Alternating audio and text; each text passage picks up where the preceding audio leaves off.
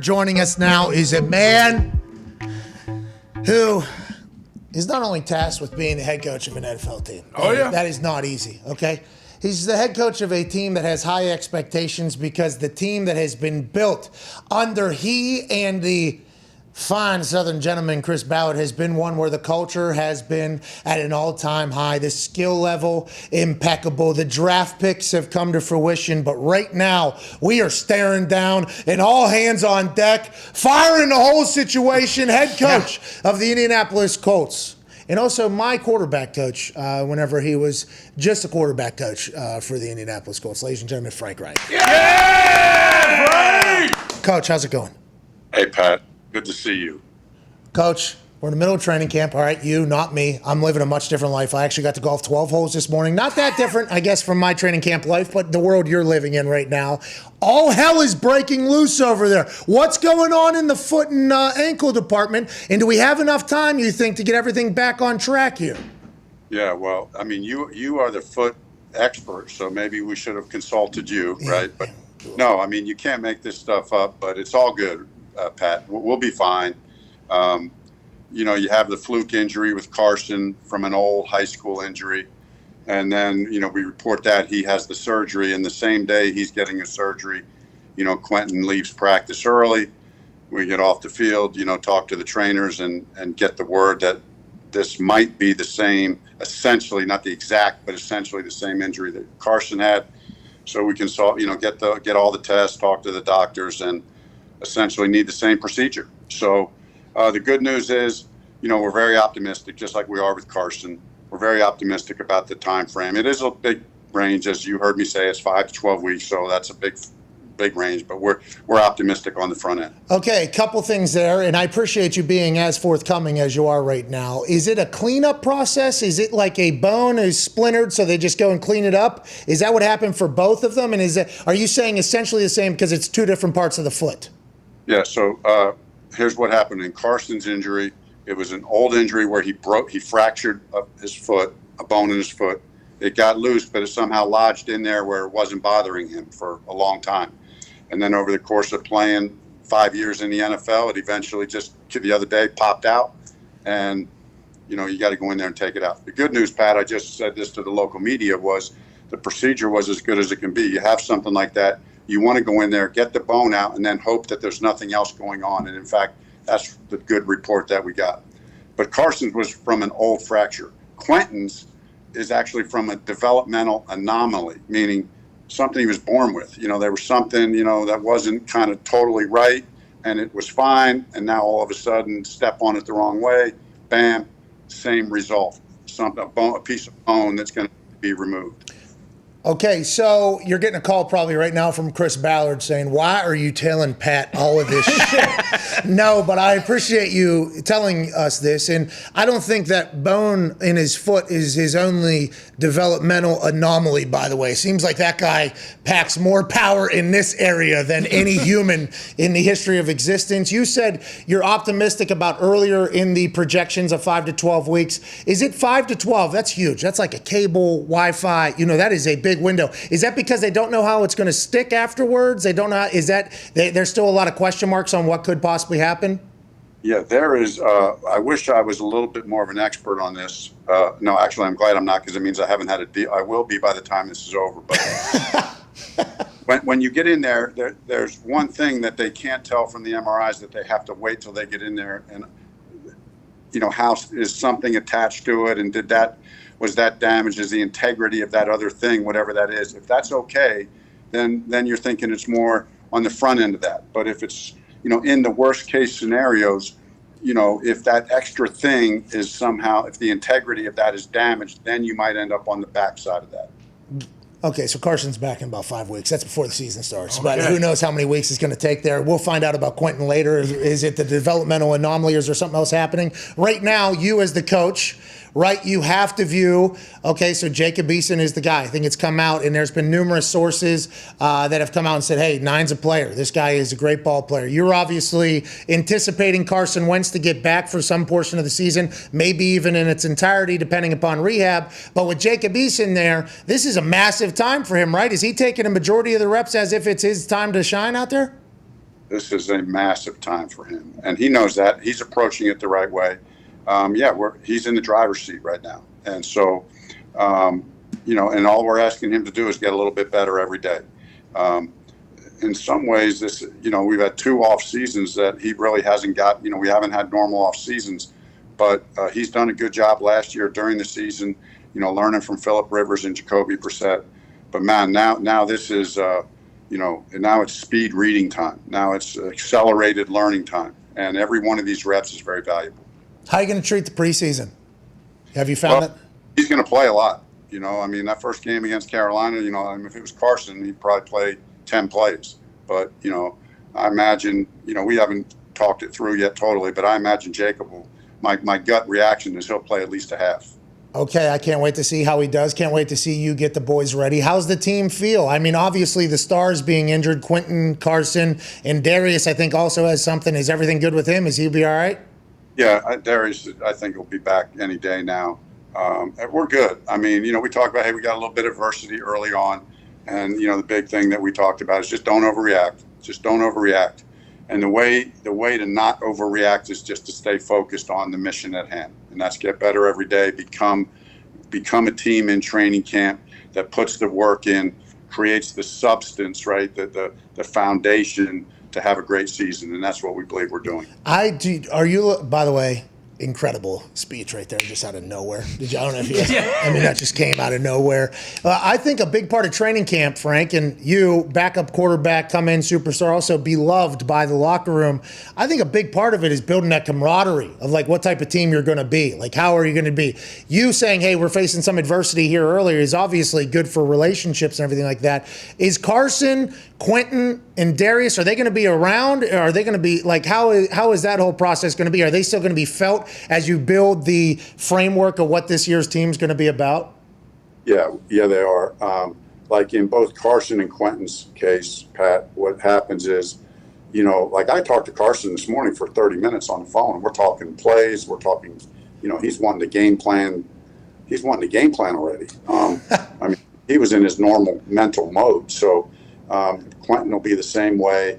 There's a few days, basically it's 2 weeks of do nothing, other than heal, and then you start the rehab process. But I mentioned this yesterday to some of the media guys, like with both of these guys, they could be doing walkthroughs in a few weeks. So, maybe in 2, 3, 4 weeks. So, maybe you get, if everything goes perfect, right? I mean, we don't know how it's going to go, but we're optimistic around here. So, if they rest for 2 weeks, they start the rehab process, they start doing walkthroughs, get some good mental reps, boom, start, and then whether it's week 1, week 2, week 3, however it plays out, we're ready to go. Well, I mean, that is a great narrative, a great mission, and if the Indianapolis Colts fans saw Carson Wentz at a walkthrough 3 weeks from now, I think everybody would be like, our guy's back.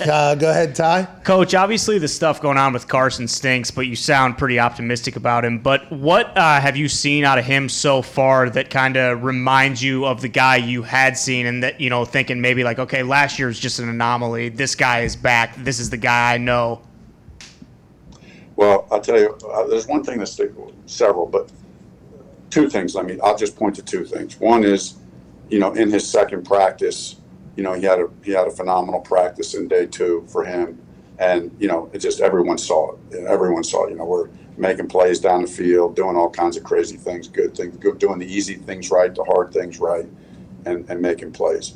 But the other thing that is important to me, and when we signed him, I remember I was interviewed by somebody, and I said, "Hey, Colts fans, let me just tell you something. When this guy walks on the field, you're going to feel his energy. Like, he has a different vibe about him when he walks on the field. Like, you just feel it." And I know the guys felt that. I know you could feel that here. And he's got the right mindset. He knows this is all about the team. This is not all about Carson Wentz. This is all about the right vibe of this team. But we need his energy. He's got energy. I mean, he's not only a great player, but he's got that leadership energy that you just look at and feel. Our fans are going to feel. I'm telling you, when you see him walk out in the field in warm-ups, you're going to say, he's a guy. He's a guy. he did it right here in the office. And as soon as I saw him, I was like, golly, this is a guy. Like he reminded me of Luck almost with his stature. Yeah. He is so large. I can't wait to see him come back. Another quarterback that you had history with. And I'm not sure if you saw it. He cut a promo yesterday at a press conference. Nick Foles made me want to run through a wall. And obviously, he had great things to say about you and about Carson and his situation.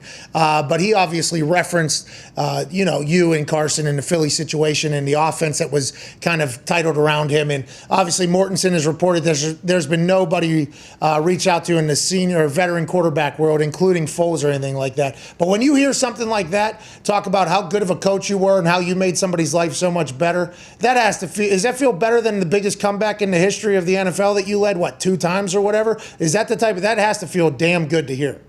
Well, as a coach, it's about the relationship with the players, and this game is about the players. Everybody knows that, and as a coach, when you feel like you can just help a guy a little bit, right?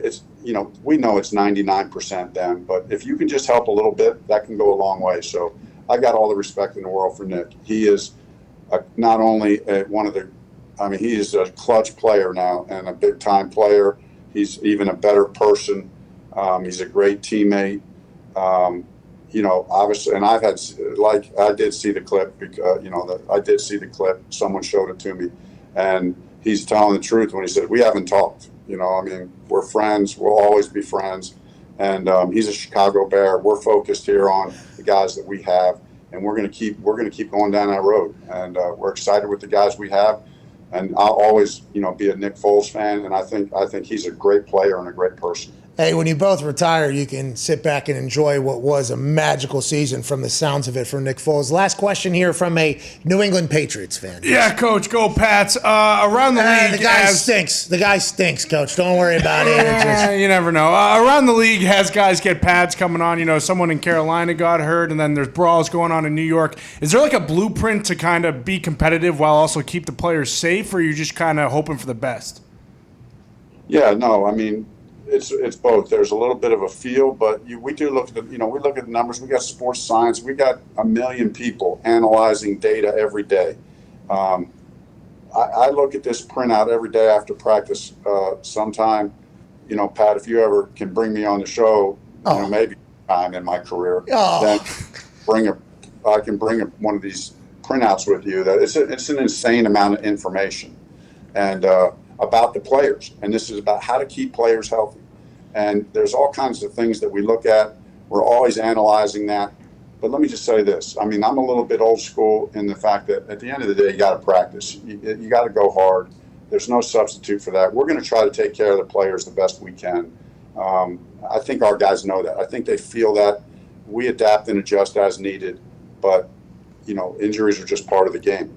What about the fights? Do you guys have a lot of fights in your practices or no? There's some cultures that it's much different. Like, for instance, I guess this Carolina Panthers brawl was big because there was a shot to the head. And then for the Giants, Daniel Jones was at the bottom of a pile. That's your franchise. And there was a full fight happening afterwards and everything like that. I've been around fights. Obviously, I've seen fights. But it felt like some teams were much more likely to fight than other teams. Is your team a team that fights or no? I don't want our team. I don't want our team fighting. I know, like you're saying, Pat. There's that old school mentality that it's not a true training camp until there's at least one brawl. Yes. That's kind of the era that I grew up in. You're kind of half generation behind, whether maybe a full generation behind. But that's one mentality. We had a little skirmish the other day. But what I've talked about with our players is I expect our player leadership to really lead the way there. That when things get heated, let's have that intensity. We want the same intensity that's going on before the end of the play. But when the play is over, I expect our leaders to be able to keep control of their position group so that things don't escalate. Hey, I want to let you know that if Jacob Eason, something happens, I'm not saying there will, maybe he just gets a little mental block or something. Sure. Yeah. Third quarter or preseason game or whatever. Just know that I've been working on it, and I still. Hey, what? Look at that. That is art right there. Yeah. Look at, and then I can. You know what I'm saying? Cards, baby. Oh. You know, if you're a guy, you're a guy, and you've always been one. Hey, put that on the ticker. If you're a guy, you're a guy, and you've always been one, from head coach Frank Reich. As have you, by the way, sir. It's been an honor to watch you coach. Good luck with this team, building it with the absences and still COVID lingering around. By the way, happy to see you're okay. Hey, happy you're okay. But with everything lingering and everything happening, good luck. Can't wait to watch the team that you put on the field on Sundays, Mondays, Wednesdays, Thursdays, Saturdays. I can't wait to see the team. Thanks, Pat. Thanks for having me on. What do you got today? You got some meetings for the rest of the day? We got walkthrough. You getting after it in the gym? What do you got the rest of the day? Anything cool? Finished. I just got some meetings coming up next, and a little walk through this evening. So got a lot of work to do yet. All right. Good luck out there, head coach Frank Reich. Thank you, coach. He's the man. Yeah. So the dealing cards thing. Mm-hmm. So, I was the emergency quarterback. Like, a lot of people think that was a joke, but Frank Reich was the assistant quarterback coach. He, my first couple of years, had to come out with me, go through the plays, basically get the quarterback center quarterback exchange thing right, the ducks, sicko, the whole thing, and then the handing off of the whole thing. Like, he was the one that had to develop me, and then Clyde Christensen, right, all right, this is what we're going to do. We got dice, right, and go through the whole thing. So then I take the fundamentals that I learned from Frank and try to apply it to like 10 plays or whatever with Clyde Christensen. And I think those two were just, I don't want to say like practicing I think Frank Reich was practicing his coaching. You know what I mean? Like, Okay. I'm not going to get the opportunity to coach what is the equivalent of a 7th or 8th grader ever again, because I'm going to be. So he was really, I think he was really invested. And I feel like we put in very good 15, 20 minutes after walkthroughs and everything like that. It finally broke through whenever he told me it was like dealing cards. He found out I was a gambling person. He's like, you deal or something, like you probably deal like this, but you know how somebody, that's exactly the motion that you should be doing. I'm like, oh, fucking, okay, perfect. Okay, yeah, I can deal cards with fucking anybody. You want to rig the deck too? He was a good guy. He was always a good guy. That's why I was excited whenever he got the head coaching gig. And if you do recall, at the press conference, I asked him about the Josh McDaniels. Yeah. And I think it's strictly because of my relationship that I had with him that I could ask that. But his answer was just like as perfect as you could ever imagine. And I mean, there was a chance, I guess, that could go a bad way or whatever.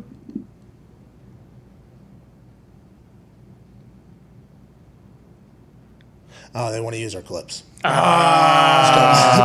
Yeah, you can, by the way. I'm in the middle of my show. You know that you see that happening. As is Todd. He probably got an email. Go ahead and use the clips. We're very lucky and thankful that Frank stopped by. But whenever he answered and said, like, the backup role was always good for me. He had the biggest comeback, I think, in college football history. Then he had the biggest comeback in NFL history whenever he was with the Bills. He's always just been that guy. And the backup quarterbacks, we all see Dan Orlovsky now, and you hear, like, most backup quarterbacks go on TV. They know all the offenses. Yeah. Like, that's their job, is to be another quarterback coach, basically. But they also have the confidence to have those conversations with the star quarterback. It's not an easy role. You're like almost a diplomat as well as a potential teammate and coach and a set of eyes, an extra set of eyes. It's a tough position. Normally, those who get into the coaching ranks do pretty well. And I think that's why people were calling for Orlovsky a couple years ago. Like, hey, you want to get in here and do this or whatever. Dan said, no, I got to get on TV and say bad things about Aaron Rodgers. Sure.